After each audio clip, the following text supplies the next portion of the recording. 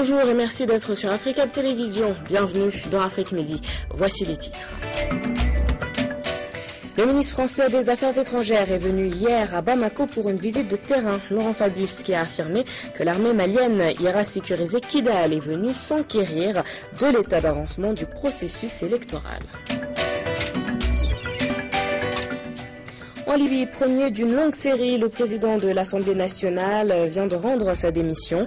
Une décision qui fait suite à la récente loi qui interdit l'accès à des postes politiques aux kadhafistes.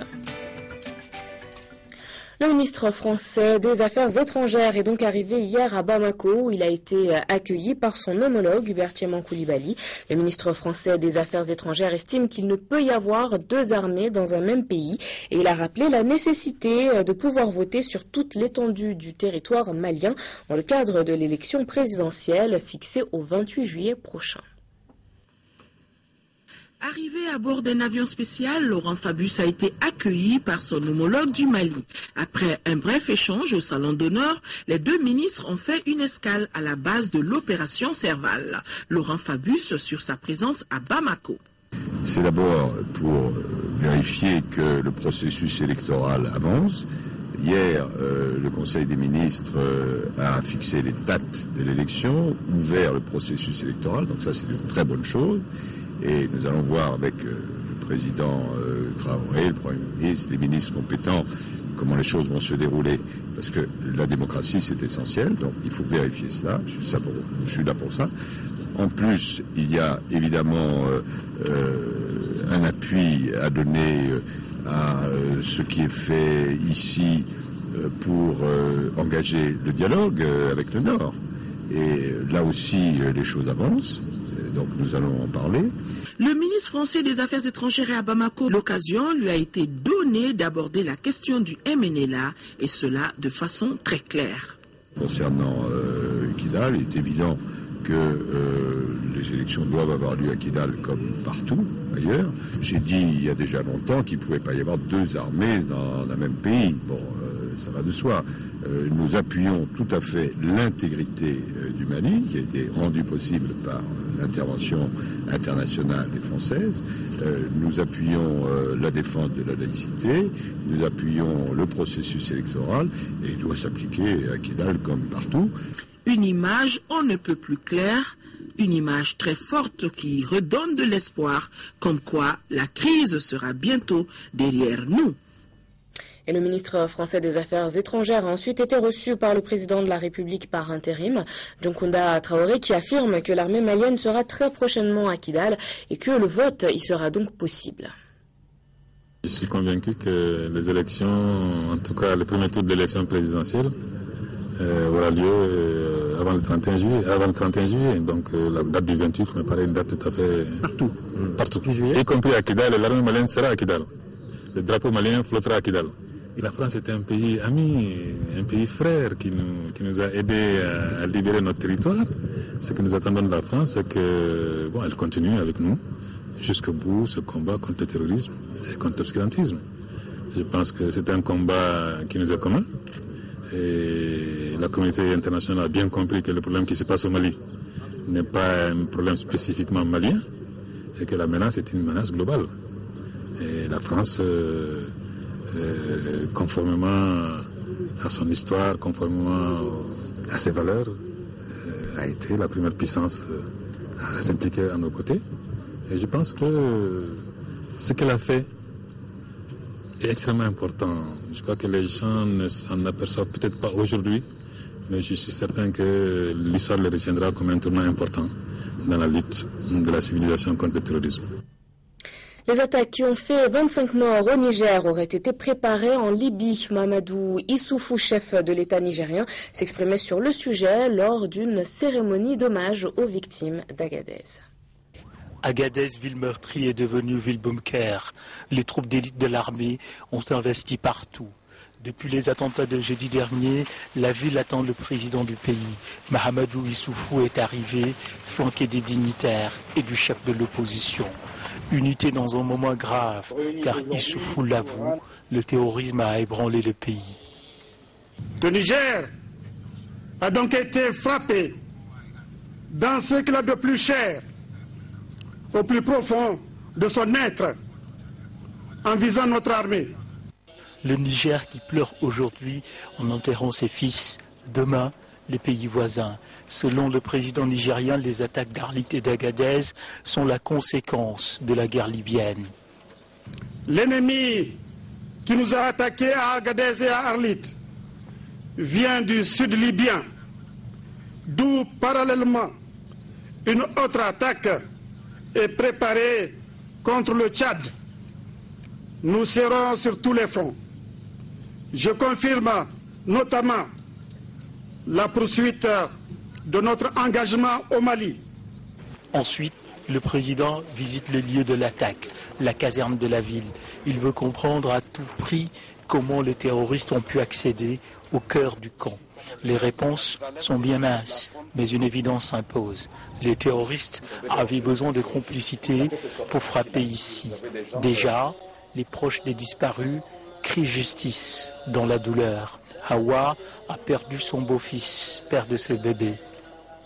Je souhaite de tout mon cœur que tous ceux qu'ils ont les mains dans ça, qu'ils soient retrouvés et qu'ils soient châtiés. Les 25 victimes ont été décorées à titre posthume. Puis, l'Assemblée des chefs religieux a entonné avec la foule, en murmure, une longue prière. Après la sortie de l'Union africaine contre la CPI, la qualifiant de tribunal racial, la procureure de la Cour pénale internationale vient à son tour de monter au créneau. Nous savons tous qui sont ces voix. Ce sont les voix de ceux qui cherchent à protéger les auteurs de ces crimes.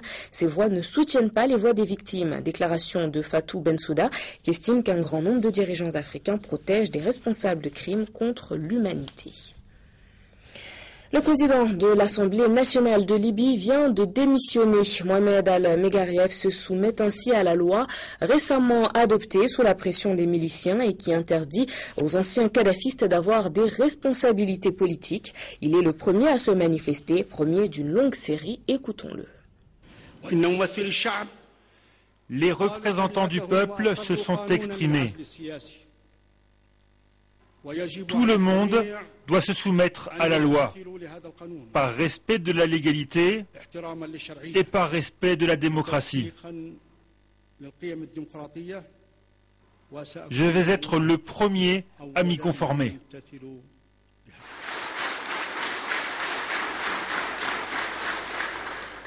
Je vous soumets ma démission.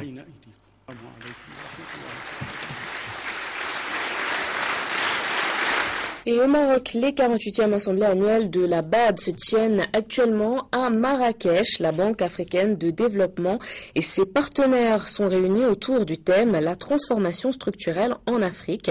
Jusqu'à vendredi, ils réfléchissent à comment pallier le manque d'infrastructures ou encore le manque d'intégration économique régionale. On y reviendra dans nos prochaines éditions.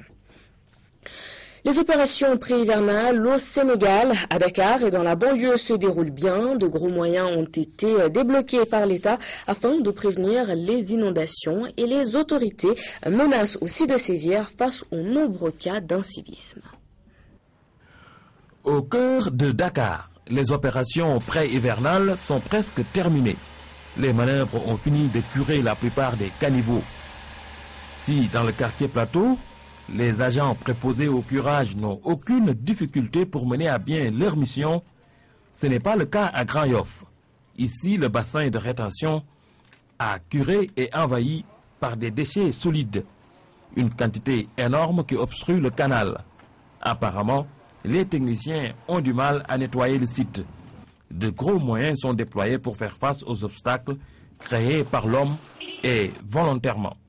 Nous avons des problèmes de canalisation pour qu'on peut mieux là-bas. Donc on est obligé de venir ici. Bon, les populations, c'est nous, c'est moi, ce sont les autres. À Pikine rue 10, à la Médina, dans de nombreux quartiers, les mauvais comportements des populations sont décriés. Techniciens et autorités municipales appellent à une prise de conscience. Les gens n'ont trouvé rien d'autre que d'ensevelir les regards et d'essayer de tamponner pour arrêter l'écoulement des eaux usées. Mais après, c'est cela qui a créé un bouchon maintenant dur Vous avez vu, l'équipe est actuellement là en train de curer. Mais souvent, ces appels renouvelés tombent dans les oreilles de sourds. Là, de subir les agressions répétées, les autorités menacent. L'effet pratiquement, c'est le comportement incivique. Et je vous assure que, avec les 3 axes volets d'hommes, sensibilisation, répression sur le faux et développement d'une stratégie durable, je pense que d'ici quelques années, on réglera le problème. C'est donc parti pour une nouvelle saison des pluies avec ses difficultés. À Dakar et environ, on espère bien les maîtriser. Bientôt la journée mondiale de lutte contre le tabac. Le tabac tue environ entre 5 et 6 millions de personnes par an dans le monde. Et si le niveau de tabagisme actuel persiste, à partir de 2020, ce sera environ 10 millions de personnes qui pourraient en mourir chaque année. Une cigarette diminuerait la vie de 11 minutes et elle contiendrait pas moins de 40 substances cancérigènes. Pourtant, le nombre de fumeurs augmente de jour en jour. C'est aussi le cas au Cameroun. Ce geste s'assimile au discours de la méthode sur comment mourir à petit feu. Le tabac attaque tous les systèmes de l'organisme, que ce soit le système respiratoire, ça commence le cancer oro-digestif, vous avez le système cardiaque avec l'obstruction des vaisseaux, avec le risque d'arrêt cardiaque. Les femmes qui sont enceintes, le risque pour leur bébé. Ce n'est pas un monstre, mais bel et bien l'état réel de nombreux d'entre nous au-dedans, exposés à 14 maladies graves pas moins à court terme, dont plusieurs variétés de cancers. Tous ces fumeurs invétérés, zombies qui s'ignorent. Lui, par exemple, célèbre son addiction, se vantant même d'une pseudo-santé de fer. Je n'ai jamais touché depuis mon jeune âge. Aujourd'hui, j'ai 64 ans. Je n'ai jamais touché. Ceux qui connaissent Abel au carrefour Jamois à Yaoundé savent que son cerveau fuit, qu'il est malade mental, pour faire joli. Lui argumente pour que ce péché mignon lui soit remis. Je suis né très nerveux. Quand j'ai commencé à fumer, je me suis calmé, la nervosité s'est calmée. L'impact du tabagisme, c'est aussi ces 600 000 décès par an au Cameroun qui n'ont jamais fumé une seule cigarette. Ce sont les fumeurs passifs. Le tabac, il paraît même qu'il ne s'en tient plus à la simple cigarette. Les femmes, prostituées essentiellement, auraient développé la palette des usages, des histoires de ventre et du bas-ventre. Apparemment, c'est pour augmenter le plaisir sexuel de l'homme. Et évidemment, là, c'est encore plus grave, puisque vous savez que la muqueuse vaginale est très vascularisée. Et donc, quand vous mettez le tabac à ce niveau-là, l'absorption est encore plus forte, avec les risques plus élevés. Croyez-le si vous voulez, mais ceux qui débutent pour impressionner les filles, se donner force et endurance au combat, ou calmer les nerfs, toujours s'accélèrent ainsi et se terminent là. C'est qu'ils ont déjà choisi eux-mêmes leur genre de mort. Voilà, merci d'avoir suivi Afrique Midi. C'est la fin de ce journal. Je vous retrouve demain à la même heure pour ce journal. Bonne suite de programme et ne manquez pas Djibrila Maïga à partir de 19h45 qui vous présentera Afrique Soir.